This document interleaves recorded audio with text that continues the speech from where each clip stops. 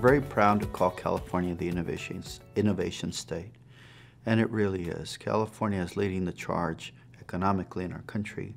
It's leading the charge in new technologies, and Californians need to be part of that. The internet provides access to Californians on being part of that solution, being part of that wonderful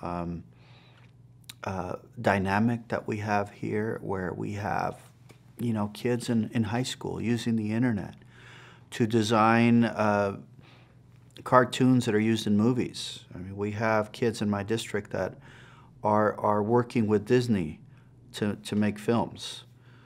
I go to libraries in my district and I see kids lining up on the computers, wanting to use them, and they understand that the computers, the internet is a tool for them. And oftentimes they don't have access to the internet in their own homes, and they have to make time to go out somewhere where they have computers and wait in line for 20, 30 minutes, and only sit in front of a computer for 20 minutes at a time because the line is so long. And it's really depressing to see that when these kids are waiting in line to do their schoolwork, waiting in line to get access to more information, waiting in line to sometimes even recreate on a computer, which is a lot of those fun games are very educational for kids, and they help them exercise their minds. When I was a kid, I mean, we would take to the streets because we didn't have a library that offered us enough to do, or centers that offered enough to do. And there was a lot of crime in the 70s and 80s. There were a lot of people in the streets. And we see that crime is going down in our country, little by little, and the kids are spending more time learning. They're working more through the internet, getting access, and we have less kids in the street than we had back when I was a kid. And that's part of the reason the crime rates are going down across our country. That's one of the influencing factors. And that's what we want, I think, as a society. We want less people, feeling compelled that they have to, be out in the street, engaging in bad behavior. Instead, we want them learning, and a lot of these kids are online learning. And we just don't have, we have still a long list of people that don't have access, and we have to work on that. Just so much is possible through the internet, through this entire universe that every day is growing and more people are participating in. It's an amazing economy now that's online. I've heard stories about how people feel the freedom of being able to move to where they want to live because they can do their job online. And it's just a wonderful freedom that people can have to travel, to work from, a place that they would normally not have decided to work from because the internet provides them that freedom. There are other statistics that show that people have a hard time finding a job, that people that have a hard time finding a job have a harder time when that job is distant from them. It requires transportation, it requires a cost. Oftentimes it provides challenges in helping them get to work and to get to work on time and to get to work on a regular basis. And it's just amazing that the internet can also help with that in allowing people to work from the homes, in allowing the people to find jobs online, in allowing people to start their own business from their home and use the internet as a tool from which they can sell their services or their goods.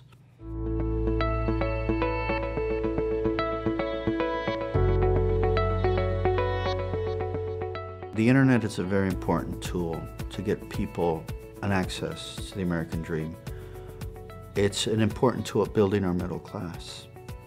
But oftentimes, it's very costly to get access to the internet. either through a handheld device or a computer. Oftentimes, lots of families can't afford either the equipment or the service that comes along with connecting to the internet. The service costs every month can be excessive, anywhere from $70 to $150 a month.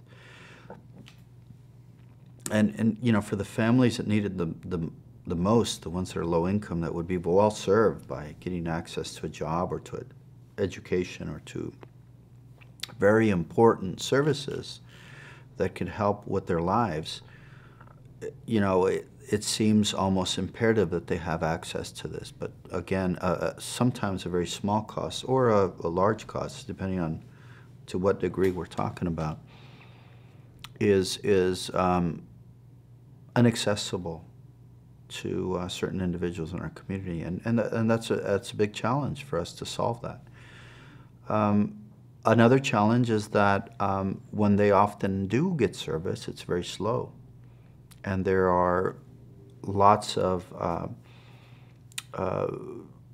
information that is not accessible to them because the amount of you know, the speed of that connection or the capacity of that connection is very low. One of the challenges we're also finding in low-income neighborhoods is that multiple units share one line, and that can often freeze, you know, access to the internet, and not only make service slow, but oftentimes bring it to a halt. And those are challenges that we need to solve in our state. We need to make it easier for people to get access and have excellent service in relation to that as well. The Emerging Technology Fund has been just an amazing resource for the people of California. It's been a tool to create more access, to plot out areas that are underserved and to fill that gap. They've commissioned studies to help us understand where the needs are in our community so that we can continue to close that divide. It's been a good source of financing for those projects. It's something that I've also worked to support through my role in the legislature, through various bills that we've sponsored. And I want to continue to work to support, you know, the Emerging Technology Fund, California.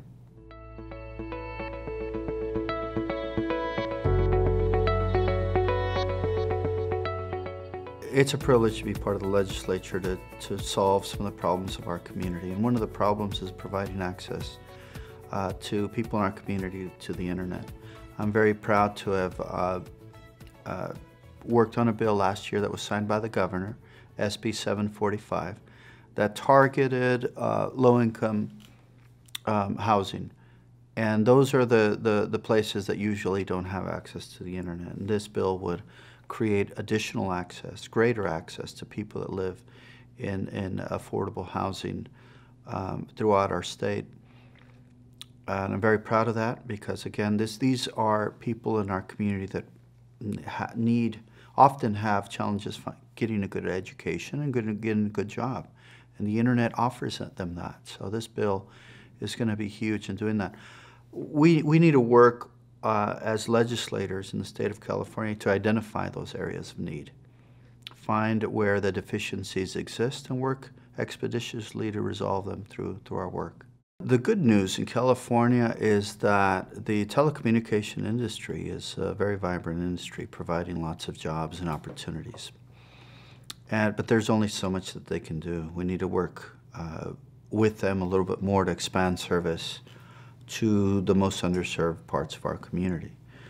I have sponsored legislation. My colleagues have sponsored legislation. We've done quite a bit of work in California to close that divide, to create a fund that will help create new lines to underserved areas, to find ways that we can subsidize service to the poorest in our community.